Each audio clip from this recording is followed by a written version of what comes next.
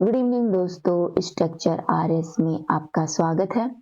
दोस्तों, आज इस वीडियो में अपन जो राजस्थान का प्रमुख एक इम्पोर्टेंट कृषक किसान आंदोलन है, बिजोलिया किसान आंदोलन, उसके बारे में इस लेक्चर में अपन विस्तार से चर्चा करेंगे। ठीक है, तो भारतीय अपनी इंडियन जो मॉडर्न हिस्ट्री है राजस्थान की, वहां से आप इस टॉपिक को रिलेट कर सकते हैं। तो जो किसान आंदोलन है वो बिजोलिया किसान आंदोलन राजस्थान का एक बहुत ही महत्वपूर्ण किसान आंदोलन है। तो आगे बढ़ने से पहले आप इस वीडियो को please please subscribe and like कर दीजिए। तो शुरू करते हैं। पहले अपन बिजोलिया किसान आंदोलन के परिचय के बारे में चर्चा करेंगे। बता दूं कि इस लेक्चर में जो बिजोलिया किसान आंदोलन है उसके प्रथम जो ये 3 चरणों में चला था, आज इस लेक्चर में अपन इसके परिचय के साथ इसका जो प्रथम चरण है उसके बारे में चर्चा करेंगे। दोस्तों, बिजोलिया किसान आंदोलन है वो चला था 1897 से 1941 के बीच में। अब चला था 1997 से 1941 के बीच में यह आंदोलन चला था। एक बहुत ही लंबा पीरियड है जब यह आंदोलन चला। अर्थात ये आंदोलन है जो चला था, ये विश्व का सबसे लंबा आंदोलन माना जाता है। ठीक है, राजस्थान के देश के जो सबसे लंबे किसान आंदोलन है इसमें भी इसको शामिल किया जाता है। ठीक है, तो पूछ लिया जाए कि क्या बिजोलिया किसान आंदोलन भारत का या फिर विश्व का सबसे बड़ा किसान आंदोलन है, तो यस, ये सबसे बड़ा किसान आंदोलन है जो लगभग 44 वर्ष तक चला था। ध्यान रखना, ये एक अहिंसात्मक किसान आंदोलन था। अर्थात जो गांधी जी की फिलोसॉफी है अहिंसा के आधार पर, जैसे गांधी जी ने अहिंसा का रूप अपनाकर बहुत सारे आंदोलन अपने हित में किए थे। जैसे उन्होंने आंदोलन चलाया था असहयोग आंदोलन, अहिंसा का मार्ग अपनाते। इसी तरह बिजोलिया किसान आंदोलन है वो भी अहिंसात्मक आंदोलन था, जो कि एक बहुत इंपॉर्टेंट आंदोलन है।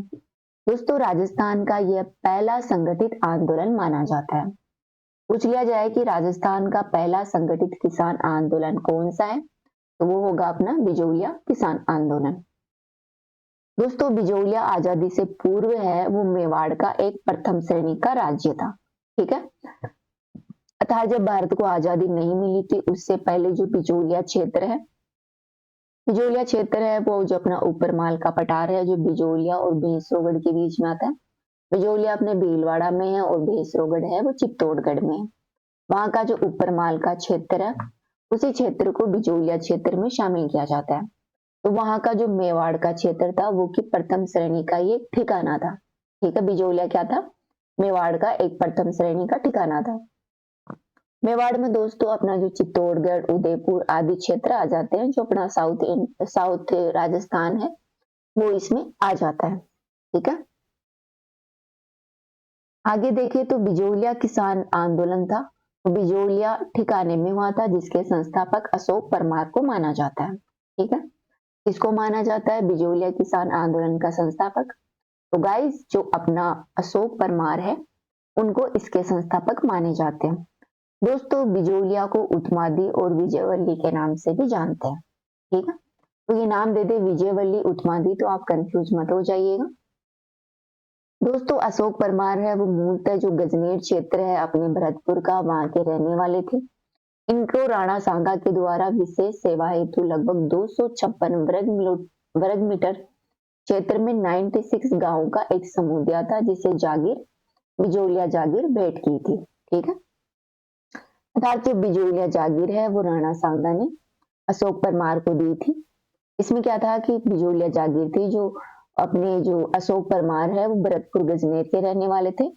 इनको 256 वर्ग किलोमीटर क्षेत्र का एक क्षेत्र दिया था राणा सांगा ने, जिसमें लगभग 96 गांव है वो इंक्लूड थे। उसे ही बिजोलिया क्षेत्र कहा गया। धरती बिजोलिया की जागीर थी जिसे राणा सांगा ने अशोक परमार को भेंट किया था। दोस्तों, जब मराठा साम्राज्य अपने चरम शीर्ष पर था उस समय क्या था कि जो मराठा थे वो उत्तरी भारत की तरफ भी अपना रुख करने लगे थे। तो इस दौरान इन्होंने क्या किया था, जो मेवाड़ क्षेत्र है वहां पर मराठाओं ने आक्रमण किया था। अर्थात जो मेवाड़ है वो मराठा के आक्रमण से प्रभावित थे। जो राजपूत राजा थे उनको कंट्रोल में लेना चाहते थे मराठा। ठीक है, तो आप बिजोलिया को मराठा क्षेत्र से प्रभावित क्षेत्र भी मान सकते हैं। दोस्तों ध्यान रखना, बिजोलिया किसान आंदोलन में जो सर्वाधिक किसान थे वो कौन सी जाति के थे? वो थे अपने धाकड़ जाति के। पूछ लिया जाता है कि कौन से किसान आंदोलन में सबसे ज्यादा किसान थे, वो धाकड़ जाति के थे। तो वो अपना बिजोलिया किसान आंदोलन है जिसके सबसे ज्यादा जो लोग थे, किसान थे, वो धाकड़ जाति से बिलोंग करते थे। दोस्तों बिजोलिया किसान आंदोलन के अंतर्गत जो समकालीन महाराजे थे उनकी बात करें, अर्थात मेवाड़ में जो राजा थे, अर्थात कहने का मतलब ये है कि जब बिजोलिया किसान आंदोलन चल रहा था उस समय मेवाड़ रियासत के महाराजा कौन थे, ये पूछ लिया जाता है। उस समय महाराणा फतेह सिंह और महाराणा भूपाल सिंह, ये दो राजा थे। अभी अपन चर्चा कर रहे हैं बिजोलिया किसान आंदोलन का जो मुख्य मुख्य परिचय होता है उसके बारे में। यहाँ के दो राजा थे महाराणा फतेह सिंह और महाराणा भूपाल सिंह। दोस्तों महाराणा फतेह सिंह है वो 1884 से 1930 तक इन्होंने शासन किया था, और महाराणा भूपाल सिंह थे वो 1930 से 1956 के बीच में रहे थे। ठीक है, भाई बिजोलिया किसान आंदोलन के जो समकालीन ठिकानेदार थे उनकी बात करें तो इसमें राव करशन सिंह, राव पृथ्वी सिंह और राव केसरी सिंह प्रमुख थे। राव करशन सिंह थे वो 1894 से 1906 तक रहे। पृथ्वी सिंह है वो 1906 से 1914 तक रहे, और केसरी सिंह है वो 1914 से 1943 के बीच में रहे थे। ठीक है, ये हो गया परिचय। एक बार वापस देख लेते हैं। यह आंदोलन चला था 1893 से 1941 के बीच में। राजस्थान का पहला संगठित आंदोलन था, और यह देश और विश्व का सबसे लंबा आंदोलन था। साथ ही यह प्रथम अहिंसात्मक आंदोलन था। ठीक है, ये जो बिजोलिया किसान आंदोलन है वो अपना उपरमाल का पठार है बिजोलिया और भेंसरोगढ़ के बीच के क्षेत्र में हुआ था। दोस्तों बिजोलिया ठिकाने के संस्थापक अशोक परमार है, जिसे राणा सांगा ने यह ठिकाना भेंट किया था। मराठाओं के आक्रमण से यह क्षेत्र प्रभावित था और यहाँ पर सर्वाधिक जाति के किसान थे वो धाकड़ जाति से बिलोंग करते थे। मेवाड़ रियासत के इस समय के राजाओं के बारे में बात करें तो प्रमुख राजा थे महाराणा फतेह सिंह और महाराणा भूपाल सिंह। इस समकालीन ठेकेदारों के बारे में बात की जाए तो उसमें राव करशन सिंह, राव पृथ्वी सिंह और राव केसरी सिंह प्रमुख थे। ठीक, तीन ठिकानेदार थे। कौन कौन थे? करशन सिंह, पृथ्वी सिंह और केसरी सिंह। अब अपन जानते हैं बिजोलिया किसान आंदोलन के आखिरकार कारण क्या थे। दोस्तों मोस्टली सभी किसान आंदोलन थे उनके मुख्य रूप से सामान्य मतलब सेम से कारण रहे थे, मतलब सबकी समस्या एक थी। कहने का मतलब ये है कि जो भी किसान आंदोलन हुए थे मोस्टली उनकी समस्या सबकी एक सी थी। बात करें बिजोलिया किसान आंदोलन के कारण की, तो दोस्तों इस समय क्या हो रहा था, जो किसान जो खेती करते थे उनसे जो सरकार थी और जो रियासत थी, ठिकानेदार, जमींदार, साहूकार आदि थे, वे विभिन्न प्रकार के टैक्स वसूलते थे। ठीक है, इसके कारण किसानों का बहुत ज्यादा शोषण हो जाता था। साथ ही जो टैक्स की दर थी अर्थात जो भू राजस्व की दर थी वो बहुत ज्यादा थी, जिसे किसान आराम से दे नहीं पा रहे थे। अर्थात वो दिन भर मेहनत करते रहते थे फिर भी भू राजस्व ज्यादा होने के कारण उसे दे नहीं पा रहे थे, और अपना जो गुजारा बसेरा है वो ठीक से नहीं कर पा रहे थे। इसके अलावा इस समय क्या हुआ था कि 84 प्रकार की लाल बाग वसूली जा रही थी। दोस्तों लाल बाग है वो एक तरह का टैक्स होता था, अदेव कर होता था, जो कि सरकार और जो ठिकानेदार होते थे उनके द्वारा वसूला जाता था। ठीक है, इसके अलावा इनके साथ बहुत सारे भेदभाव हो रहे थे आदि को ध्यान में रखते हुए यह आंदोलन हुआ था। इसमें आप प्रमुख कारण मान सकते हैं भू राजस्व को, जो कि किसान के ऊपर लगाया गया जो उच्चतम टैक्स था जिसे किसान अफोर्ड नहीं कर पा रहा था। इसे किसान क्रोधित होकर बिजोलिया किसान आंदोलन शुरू करते हैं। ठीक है दोस्तों, आगे देखिए कि बिजोलिया किसान आंदोलन कितने चरणों में हुआ था। दोस्तों बिजोलिया किसान आंदोलन एक लॉन्ग टाइम तक चलने वाला देश का सबसे बड़ा आंदोलन था, क्योंकि थोड़े दिनों में तो समाप्त होगा नहीं। इस तरह यह बहुत दिनों तक चला था, जो कि लगभग 3 चरणों में चला था। इसका प्रथम चरण है वो 1896 से 1915 के बीच में चला था। सेकंड है 1916 से 1922 के बीच में, और तीसरा चरण है वो 1923 से 1943 के बीच में चला था। ठीक है,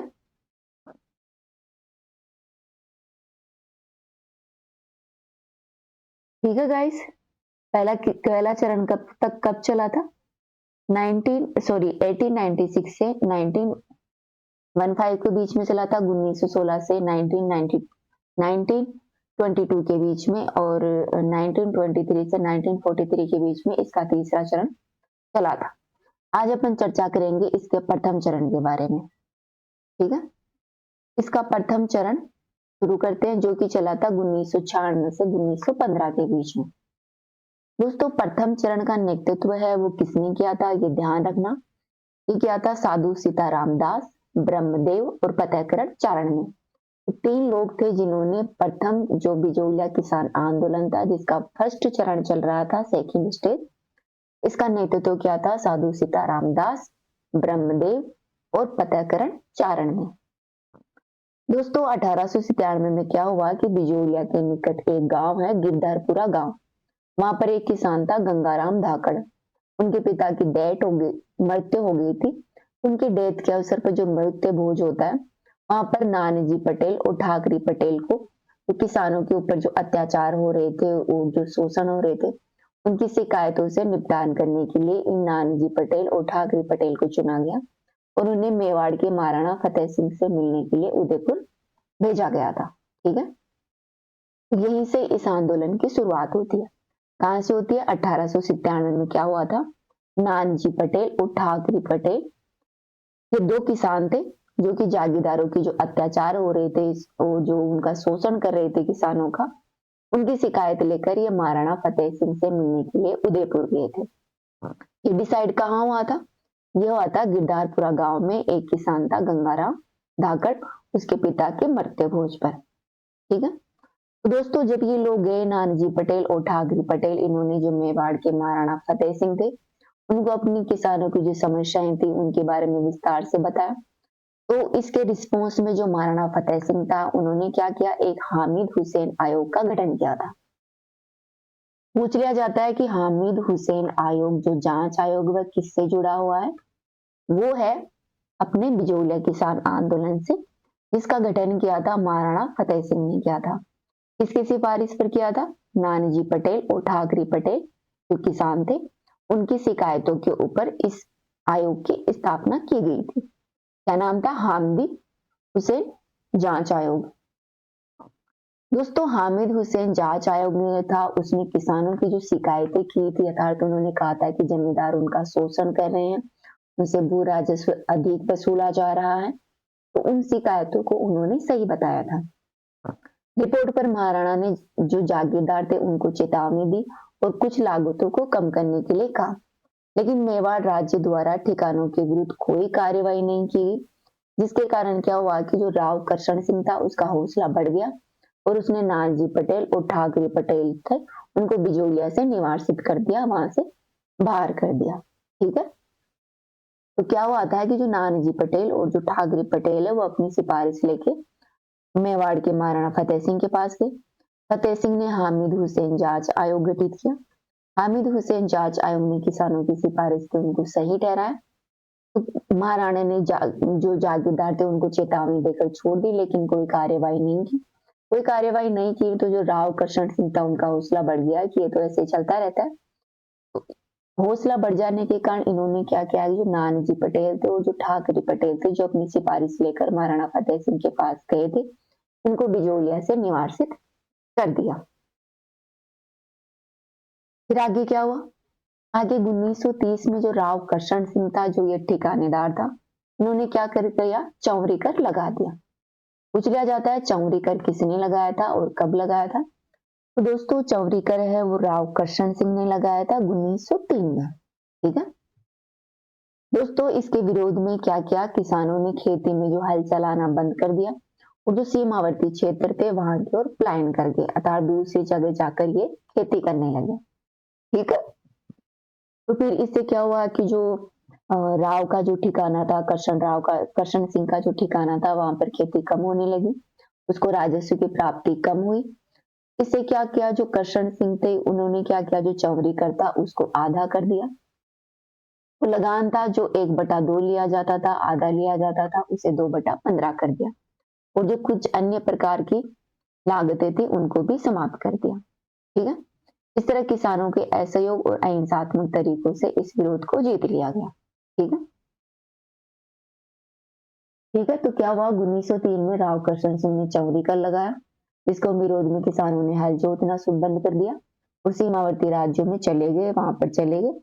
तो इससे परेशान होकर राव करशन ने कुछ करों को समाप्त करना पड़ा।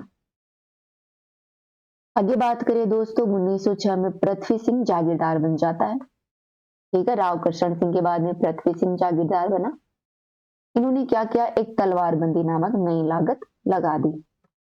पूछ लिया जाता है कि तलवारबंदी जो लगान है वो किसने लगाई थी, वो 1906 में पृथ्वी सिंह ने लगाई थी, और चौरी कर है वो 1930 में राव करशन सिंह ने लगाई थी। ये पूछ लिया जाता है, ध्यान रखना। तलवारबंदी है वो पृथ्वी सिंह ने लगाई थी 1906 में, चौरी कर है वो राव करशन सिंह ने लगाई थी 1903 में।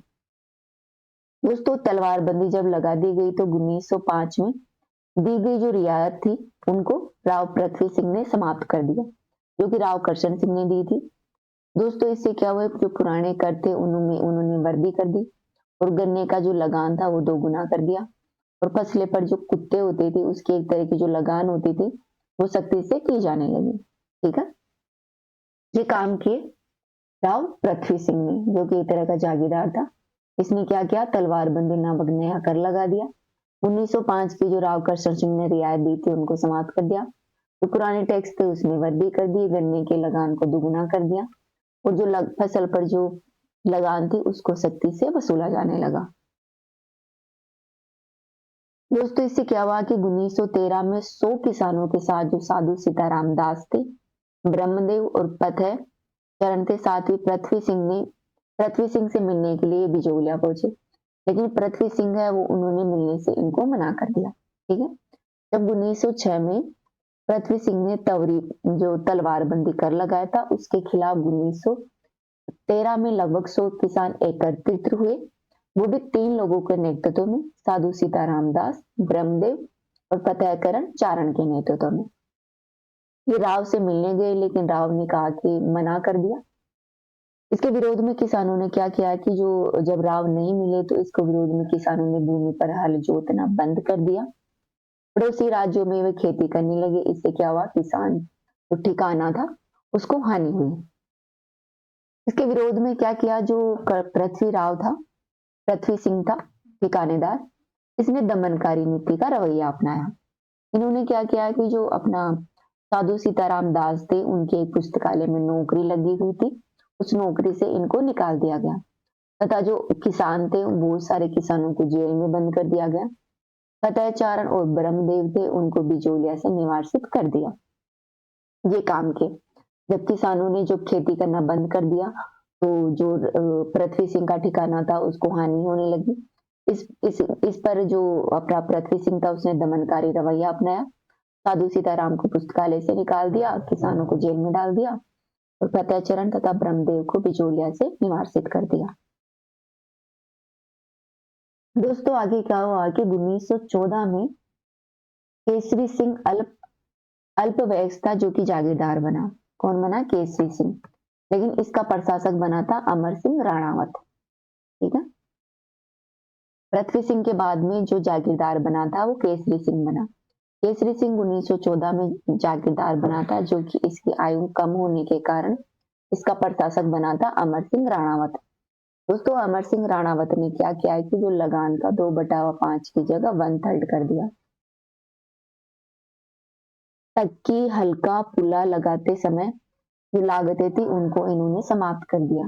क्या है, तक्की हल्का पुला, ये एक तरह की लागत थी जो कि किसानों के ऊपर ठिकानेदारों द्वारा लगाई जाती थी, जिनको अमर सिंह राणावत ने समाप्त कर दिया, और किसानों को जो बबूल के पेड़ होते थे उनको काटने का अधिकार दे दिया। इस तरह जो विद्रोह था वो दब गया और प्रथम चरण है वो समाप्त हो गया। बाद में सेकंड चरण आता है जो अपन इसके बारे में कल डिस्कस करेंगे। तो ये अपने जाना बिजौलिया किसान आंदोलन का परिचय और इसका फर्स्ट चरण कैसे क्या ये आंदोलन चला। आज की वीडियो में इतना ही, कल फिर मिलेंगे। कमेंट में बताइए आपको ये सेशन कैसा लगा। Again thank you.